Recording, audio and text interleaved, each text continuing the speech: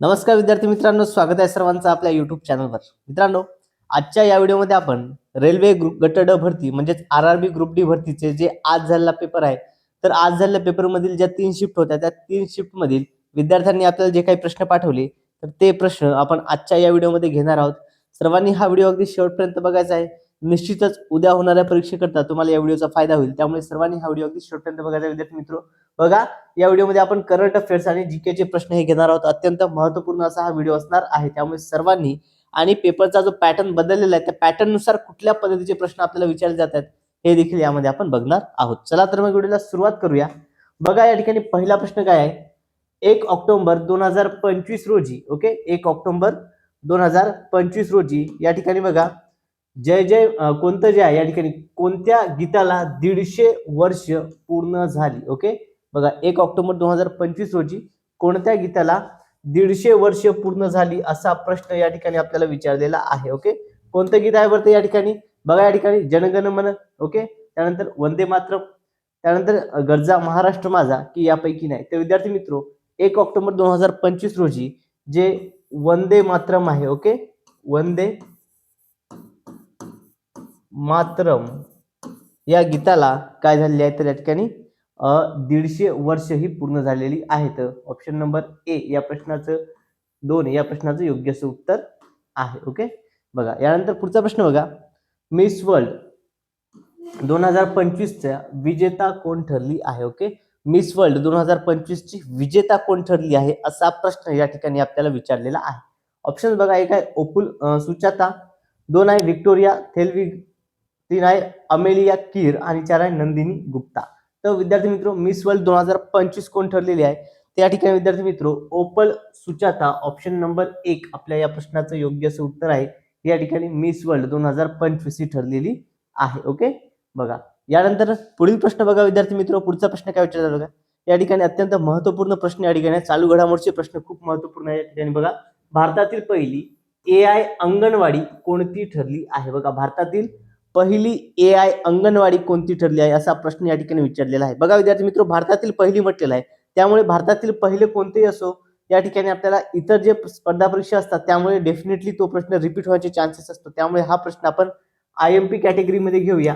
सर्वांनी हा प्रश्न नोट डाऊन करून ठेवायचा आहे. ओके, आणि या प्रश्नाच्या आधारावर आपण अजून महत्त्वपूर्ण माहिती देखील अभ्यासणार आहोत. बघा, वडधामना, मण्याची वाडी, रोहिणी आणि भिलार या ठिकाणी कोणती आहे बरं पहिली AI अंगणवाडी कोणती ठरलेली आहे? तर या ठिकाणी विद्यार्थी मित्र पहिली AI अंगणवाडी ती ठरली आहे ती म्हणजे वडधामना. ओके, ऑप्शन नंबर 1 आपल्या या प्रश्नाचं योग्य असं उत्तर आहे. ओके, बघा, भिलार काय आहे बरं? भिलार या ठिकाणी पुस्तकांचे गाव आहे. भिलार काय आहे? भिलार हे या ठिकाणी पुस्तकांचे गाव आहे. ओके, भिलार म्हटलं तर हे पुस्तकांचे गाव येतं. ओके, पहा, आता या ठिकाणी आपण स्पष्टीकरण समजून घेऊया, डिटेलमध्ये माहिती या प्रश्नाची बघूया. पहा, यामध्ये विद्यार्थी मित्र जो उभादांडा आहे हे भारतातील पहिले कवितांचे गाव आहे. ओके, उभादांडा काय? भारतातील पहिले कवितांचे गाव. मण्याची वाडी हे महाराष्ट्रातील पहिले सौर गाव आहे. ओके, मण्याची वाडी जे आहे महाराष्ट्रातील पहिलं सौर गाव त्या ठिकाणी ठरलेलं आहे.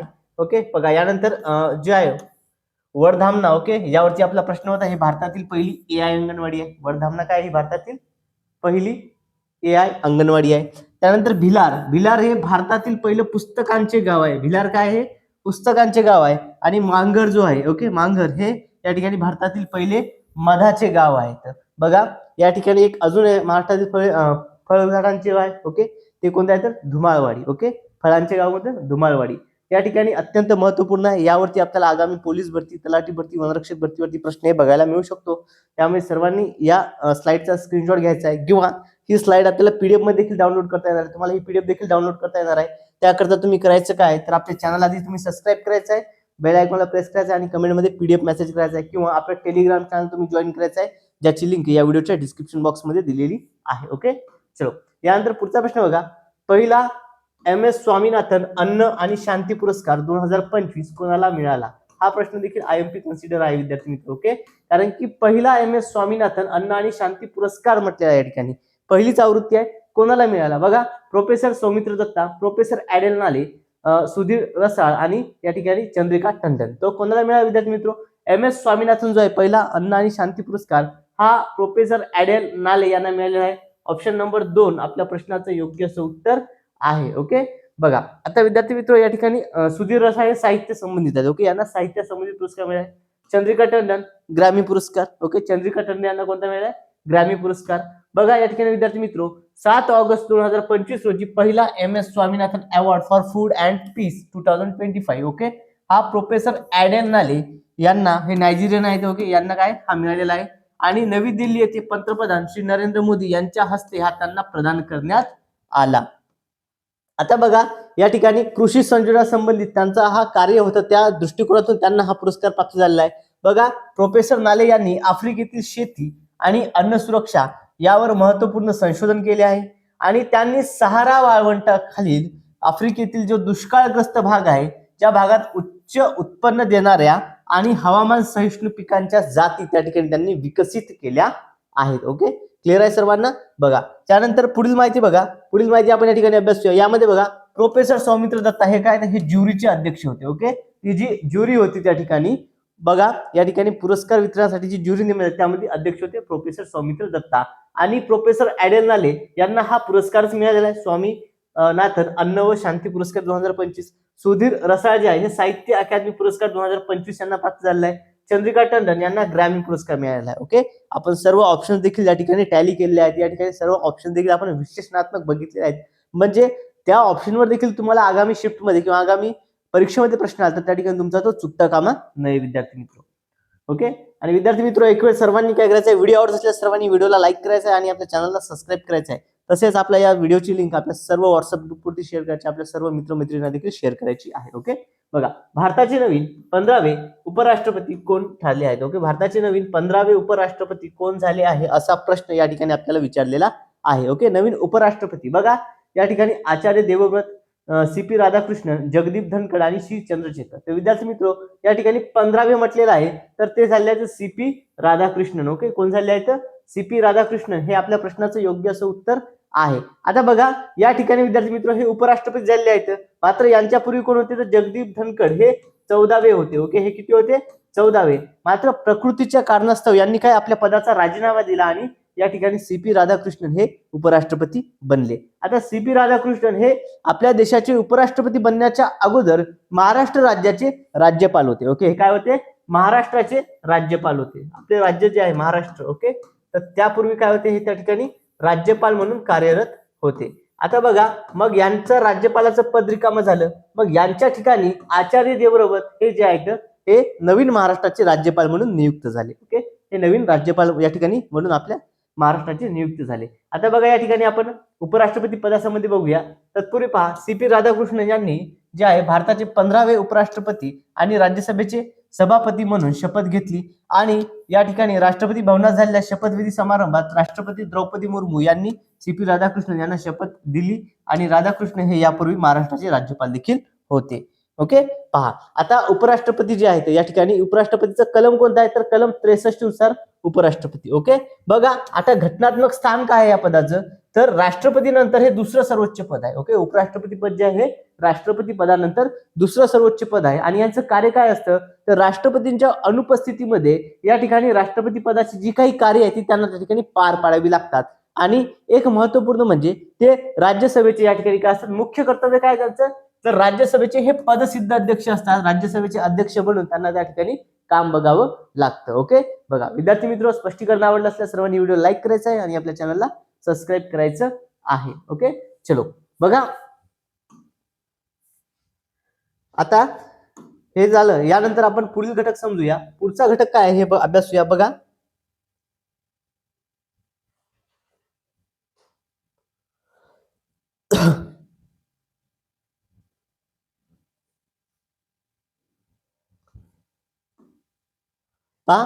BCCIचे नवीन अध्यक्ष कोण बनले आहेत? ओके, BCCI जो आहे तर BCCIचे नवीन अध्यक्ष कोण बनले आहेत असा प्रश्न या ठिकाणी आपल्याला विचारलेला आहे. कोण आहे BCCIचे नवीन अध्यक्ष? ऑप्शन बघा या ठिकाणी रॉजर बिन्नी, सौरभ गांगुली, देवजित सक्रिया आणि मिथुन मन्नास. तर विद्यार्थी मित्रो BCCI आपण यापूर्वी BCCIचा जो आहे फुल फॉर्म बघितला होता. Okay, Bharat cricket control okay council in India. या ठिकाणी भारताचं जे क्रिकेट मंडळ आहे त्याचं नाव आहे BCCI. त्या BCCIचे नवीन अध्यक्ष कोण बनलेले आहेत बरं? तर या ठिकाणी BCCIचे नवीन अध्यक्ष बनलेले या ठिकाणी मिथुन मन्नास. ओके, ऑप्शन नंबर 4 आपल्या या प्रश्नाचं योग्य असं उत्तर आहे. हे बीसीसीआयचे नवीन अध्यक्ष बनलेले आहेत. ओके, बघा आता मिथुन मन्नास यांच्यापूर्वी कोण होते? यांच्यापूर्वी होते रॉजर बिन्नी. ओके, यांच्यापूर्वी कोण होते? रॉजर बिन्नी. आणि रॉजर बिन्नीच्या पूर्वी कोण होते? तर सौरव गांगुली. ओके, रॉजर बिन्नीच्या पूर्वी कोण होते? सौरव गांगुली हे अध्यक्ष होते.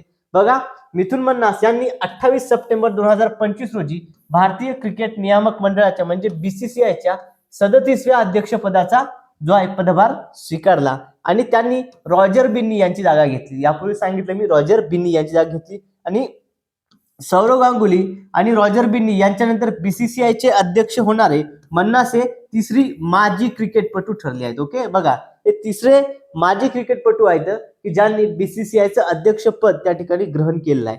कितवे? तिसरे. क्लिअर आहे सर्वांना? चलो, यानंतर बघा विद्यार्थी मित्र, आता अध्यक्षासोबत इतर नेमणुका देखील झाल्या. मग यामध्ये उपाध्यक्ष कोण झाले? राजीव शुक्ला हे उपाध्यक्ष झाले. सचिव कोण? देवजित सखिया हे या ठिकाणी काय सचिव झाले. आणि संयुक्त सचिव कोण आहेत? प्रभतेज भाटिया हे संयुक्त सचिव आहेत. आणि या ठिकाणी खजिनदार आहेत ते म्हणजे ए रघुराम भट. ओके, पहा अशा पद्धतीने विद्यार्थी मित्र आपण अगदी डिटेलमध्ये अनालिसिस या प्रश्नाचं बघितलेलं आहे. आपल्याला फक्त अध्यक्ष विचारले होते, आपण सर्वकष या ठिकाणी माहिती त्या प्रश्नावर आधारित बघितलेलं आहे, जेणेकरून या घटकावर जर तुम्हाला परीक्षेमध्ये कुठल्याही पद्धतीने प्रश्न आला तर त्या ठिकाणी तो चुकता कामा नाही. ओके, बघा विद्यार्थी मित्र, व्हिडिओ आवडला असेल सर्वांनी काय करायचं आहे? आपल्या व्हिडिओला लाईक करायचं आहे. आणि तुम्हाला ही पीडीएफ जर डाउनलोड करायची असेल तर पीडीएफ डाउनलोड करण्याकरता सर्वप्रथम चॅनलला सबस्क्राईब करायचं आहे आणि आपलं टेलिग्राम चॅनल तुम्ही जॉईन करायचं आहे, ज्याची लिंक या व्हिडिओच्या डिस्क्रिप्शन बॉक्समध्ये देण्यात आलेली आहे. ओके, बघा अत्यंत महत्त्वपूर्ण या ठिकाणी आपण इन्फॉर्मेशन अभ्यासलेली आहे. यानंतर नेक्स्ट क्वेश्चन बघूया. पुढचा प्रश्न बघा, राष्ट्रीय गणित दिवस. ओके, राष्ट्रीय गणित दिवस कधी साजरा केला जातो असा प्रश्न या ठिकाणी आपल्याला विचारलेला आहे. ओके, राष्ट्रीय गणित दिवस कधी साजरा केला जातो? ऑप्शन बघा, ए 22 डिसेंबर, 2 23 डिसेंबर, 3 24 डिसेंबर आणि 4 25 डिसेंबर.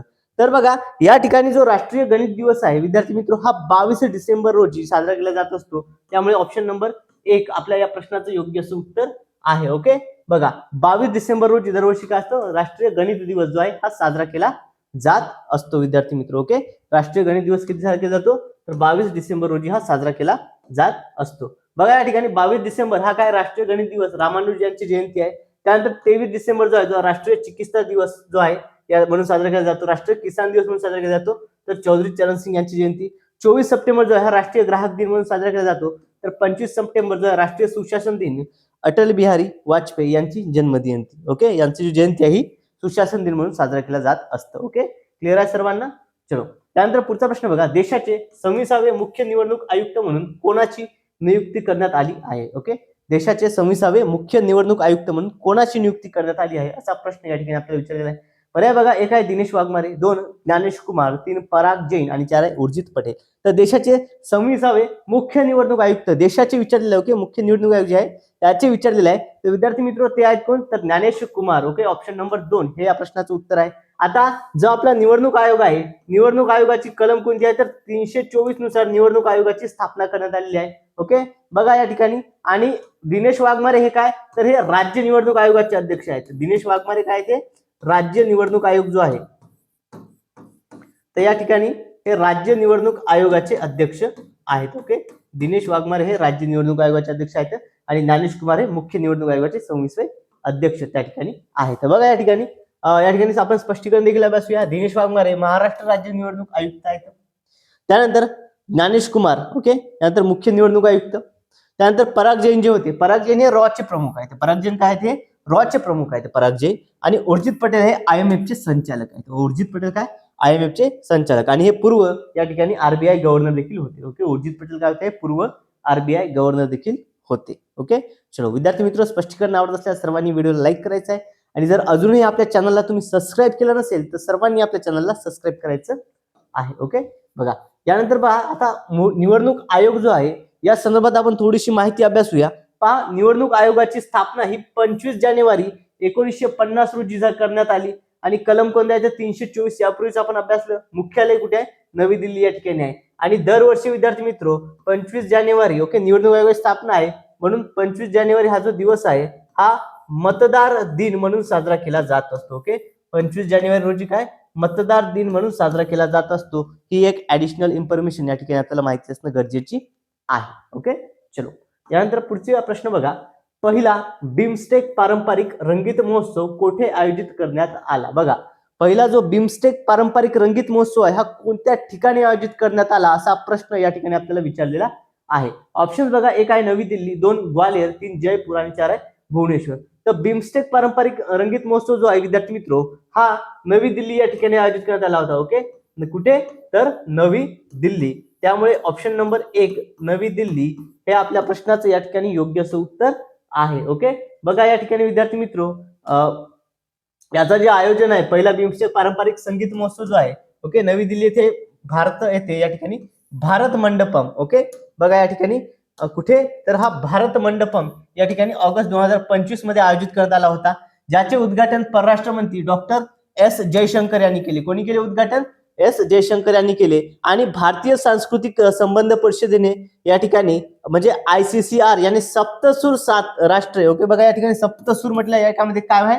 सप्तसूरचा अर्थ काय? तर 7 राष्ट्रे एक सूर या थीम खाली जी आहे या महोत्सवाचे आयोजन करण्यात आलेलं होतं. बघा या ठिकाणी आपल्याला या ठिकाणी काय विचारलेलं आहे विद्यार्थी मित्र? या ठिकाणी आपल्याला सुरुवातीला ठिकाण विचारलं, याची थीम काय होती बरं? थीम. तर थीम लक्षात असू द्या, या ठिकाणी सप्तसूर थीम. ओके, म्हणजे 7 राष्ट्रे आणि एक सूर असं याची थीम त्या ठिकाणी होती. ओके, 7 राष्ट्रे आणि एक सूर या थीम खाली या महोत्सवाचे आयोजन केले होते, ज्यात सर्व बिमस्टेक देशातील कलाकारांनी सहभाग घेतला होता. ओके, बघा या ठिकाणी संगीत महोत्सव म्हटलं, त्यामुळे सर्व कलाकार जे होते बिमस्टेक राष्ट्राचे जे काही कलाकार होते त्या कलाकारांनी या बिमस्टेक परिषदेमध्ये जाय तो सहभाग घेतला होता. ओके, चलो यानंतर पुढचा प्रश्न बघा, द ग्रेट रिबेलियन. ओके, पहा इम्पॉर्टंट आहे. द ग्रेट रिबेलियन या पुस्तकाचे लेखक कोण आहेत? द ग्रेट रिबेलियन या पुस्तकाचे लेखक कोण आहेत? ऑप्शन बघा, एक आहे अशोक कोठारी, 2 अशोक मेहता, 3 आहे MS सेन, त्यानंतर विदा सावरकर. ओके, विनायक दामोदर सावरकर. तर विद्यार्थी मित्र द ग्रेट रिबेलियन याचे लेखक कोण आहेत? अशोक मेहता. ऑप्शन नंबर 2 आपल्या या प्रश्नाचं योग्य असं उत्तर आहे विद्यार्थी मित्र. ओके, चलो यानंतर पुढील प्रश्न बघा. पुढचा प्रश्न आपल्या स्क्रीनवरती आहे, काय? 99व्या अखिल भारतीय मराठी साहित्य संमेलनाचे उद्घाटन कोणाच्या हस्ते करण्यात येणार आहे? ओके, बघा आता 99वा अखिल भारतीय मराठी साहित्य संमेलन ठरलेलं आहे विद्यार्थी मित्र. ते कुठे होणार आहे? ते होणार आहे सातारा या ठिकाणी होणार आहे. कुठे होणार आहे बरं? सातारा येथे होणार आहे. त्या ठिकाणी अध्यक्ष देखील ठरलेले आहेत. अध्यक्ष ठरलेले आहेत विश्वास पाटील. ओके, हे काय असणार आहे त्या ठिकाणी? अध्यक्ष असणार आहे त्या ठिकाणी. तर मग आता या ठिकाणी उद्घाटन कोणाच्या हस्ते होणार आहे असं विचारलं. उद्घाटन आपल्याला उद्घाटन कोणाच्या हस्ते? तर ते विद्यार्थी मित्र डॉक्टर मृदुला गर्ग यांच्या हस्ते हे उद्घाटन होणार आहे. त्यामुळे ऑप्शन नंबर 4 या प्रश्नाचं योग्य असं उत्तर आहे. विद्यार्थी मित्र आजचा हा प्रश्न आहे हा अत्यंत महत्वपूर्ण प्रश्न आहे विद्यार्थी मित्र. IMP कॅटेगरीमध्ये हा प्रश्न सर्वांनी नोट डाऊन करून ठेवायचा आहे. वाटलं तर याच्या स्पष्टीकरणाचा तुम्ही स्क्रीनशॉट करून घ्या, कारण की आगामी पोलीस भरतीमध्ये 100% या घटकावर आपल्याला प्रश्न हा बघायला मिळणार आहेच. ओके, बघा पोलीस भरतीची लेखी परीक्षा होईल, त्यामध्ये हा प्रश्न असणार म्हणजे असणारच या ठिकाणी. ओके, पहा अध्यक्ष विचारतील, उद्घाटक विचारतील. ओके, बघा आणि 99 आहे या ठिकाणी. 98चे कोण होते? तारा भवळकर या 98 होत्या. ओके, पहा आता याचं स्पष्टीकरण समजूया. बघा विद्यार्थी मित्र मृदुला गर्ग या ठिकाणी आपलं उत्तर आहे. अखिल भारतीय मराठी साहित्य संमेलन महामंडळ अध्यक्ष कोण आहेत? तर मिलिंद जोशी. कोण आहेत अध्यक्ष या ठिकाणी? अध्यक्ष आहेत मिलिंद जोशी हे या ठिकाणी अध्यक्ष आहेत. त्यानंतर साताऱ्यामधील हे 4थे संमेलन आहे. साताऱ्यामधील कितवा हे 4थं संमेलन असणार आहे आणि 32 वर्षानंतर साताऱ्यामध्ये साहित्य संमेलन भरणार आहे. आणि सातारा येथील यापूर्वीचे हे संमेलन जर बघलं म्हटलं तर यापूर्वी कोण झालं? 1905 मध्ये झालं, 1962 मध्ये आणि 1993 मध्ये, आणि आता होणार आहे ते म्हणजे 2025 मध्ये. ओके, बघा 2026 मध्ये येईल हे. त्यानंतर बघा क्लिअर आहे सर्वांना? ओके, चलो यानंतर पुढचा प्रश्न बघा, ग्लोबल ह्युमन सोसायटीचा जागतिक मानवतावादी पुरस्कार कोणाला प्रदान करण्यात आला? ओके, बघा ग्लोबल ह्युमन सोसायटीचा जो जागतिक मानवतावादी पुरस्कार आहे हा कोणाला प्रदान करण्यात आला असा प्रश्न या ठिकाणी आपल्याला विचारलेला आहे विद्यार्थी मित्र. अत्यंत महत्वपूर्ण असा हा प्रश्न आहे. ऑप्शन बघा, एक आहे doctor TC Thomas, 2 Azeem Premji, 3 Donald Trump आणि 4 आहे अनंत अंबानी. तर विद्यार्थी मित्र हा जो पुरस्कार आहे हा कोणाला प्रदान करण्यात आला? तर हा अनंत अंबानी यांना प्रदान करण्यात आलेला आहे. ओके, कोणाला? अनंत अंबानी यांना.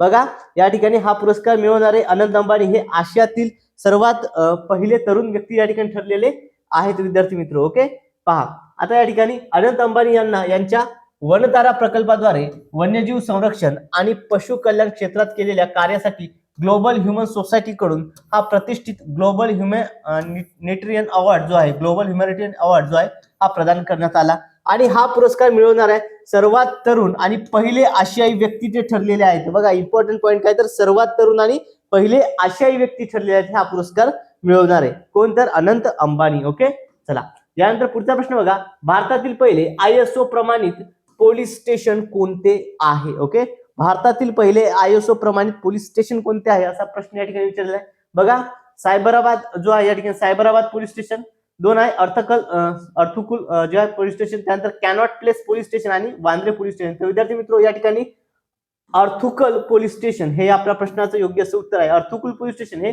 भारतातील पहिले ISO प्रमाणित पोलीस स्टेशन असणार आहे. ओके, ISO प्रमाणित असतं कोणतं आहे तर अर्थुकल पोलीस स्टेशन. ओके, बघा या ठिकाणी गुन्हेगारी प्रतिबंध, तपास, वाहतूक नियंत्रण या क्षेत्रातील उत्कृष्ट कार्यासाठी जो आहे अर्थुकल पोलीस स्टेशनला हा ISO प्रमाणपत्र पोलीस स्टेशनचा दर्जा त्या ठिकाणी मिळालेला आहे. ओके, चलो यानंतर पुढचा प्रश्न बघा, भारतातील पहिल्या स्वदेशी डायव्हिंग सपोर्ट जहाजाचे नाव काय आहे? ओके, भारतातील पहिली स्वदेशी डायव्हिंग सपोर्ट जहाज आहे त्याचं नाव विचारलेलं आहे. ऑप्शन बघा, INS अरिहंत, INS निस्तार, INS विक्रांत आणि INS सिंधुरत्न. ओके, तर विद्यार्थी मित्र कोणता आहे तर INS निस्तार आहे. ओके, कोणता आहे?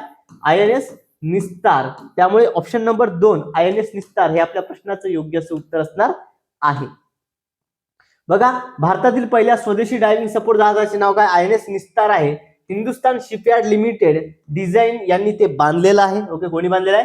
हिंदुस्तान शिपयार्ड लिमिटेडने ते बांधलेलं आहे. आणि डीप सी डायव्हिंग तसेच पाणबुडी बचाव कार्यासाठी हे वापरले जाणार आहे, जे भारताच्या संरक्षण संलग्नासाठी अत्यंत महत्वाचे पाऊल त्या ठिकाणी आहे विद्यार्थी मित्र.